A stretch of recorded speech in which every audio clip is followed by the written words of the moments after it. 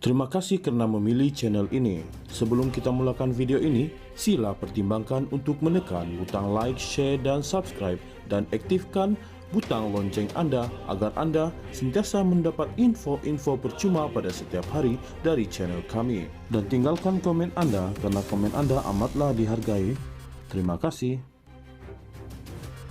Laporan mengenai penutupan ibu pejabat PN di Solaris Duta Mas Kuala Lumpur siang tadi nampaknya mengundang lebih banyak perhatian dan dakwaan.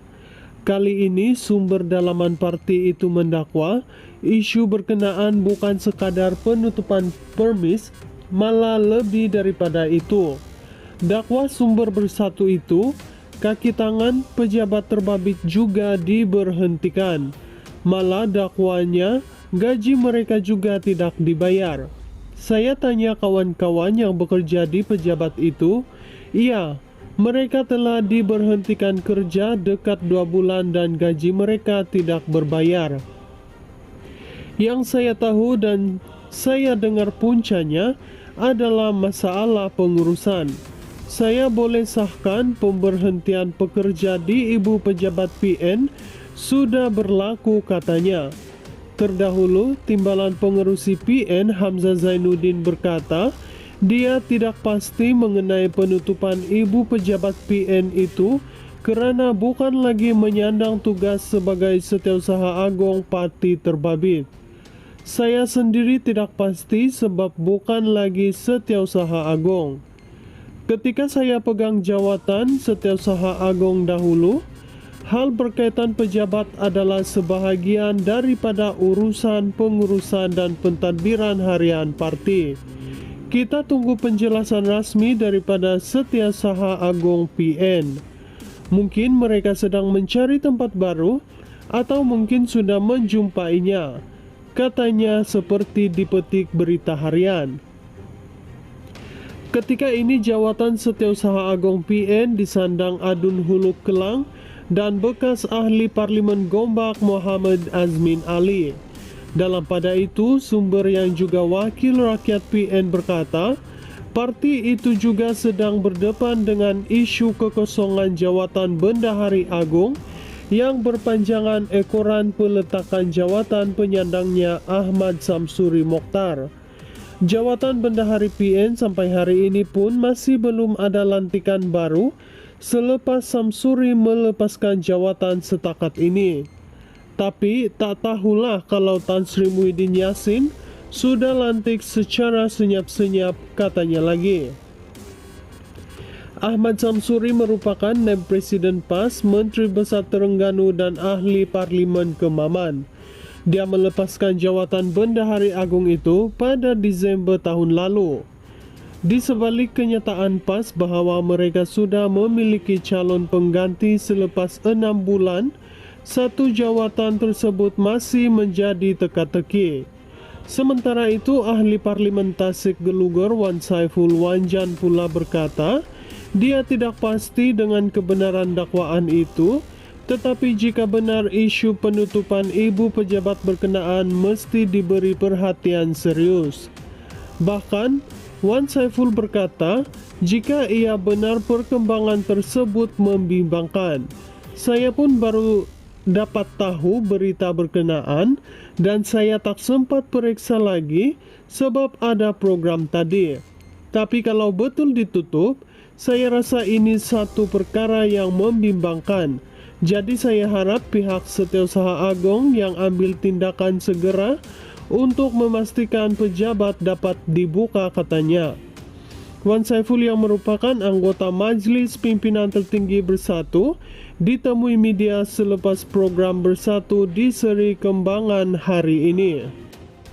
Laporan mengenai penutupan ibu pejabat PN di Solaris Duta Mas Kuala Lumpur siang tadi nampaknya mengundang lebih banyak perhatian dan dakwaan.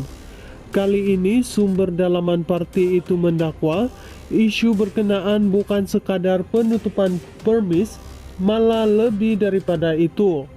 Dakwa sumber bersatu itu, kaki tangan pejabat terbabit juga diberhentikan.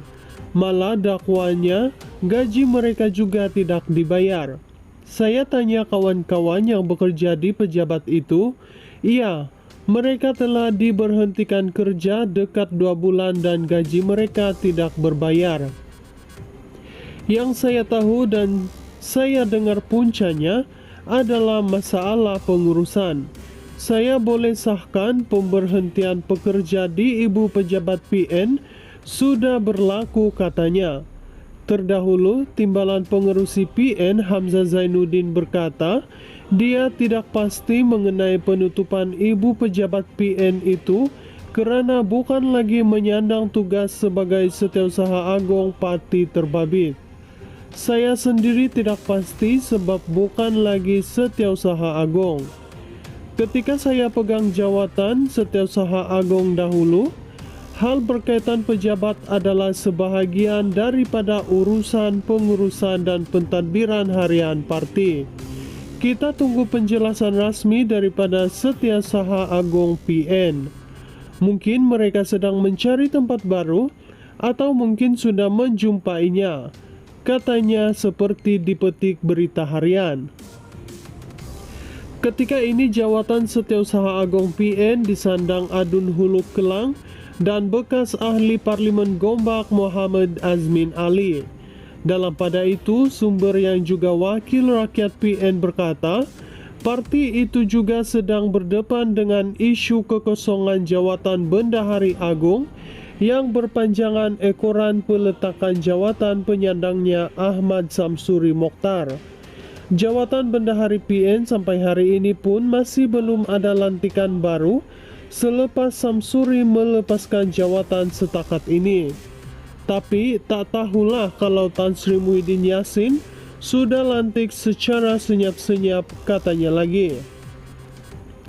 Ahmad Samsuri merupakan naib Presiden PAS, Menteri Besar Terengganu dan ahli Parlimen Kemaman.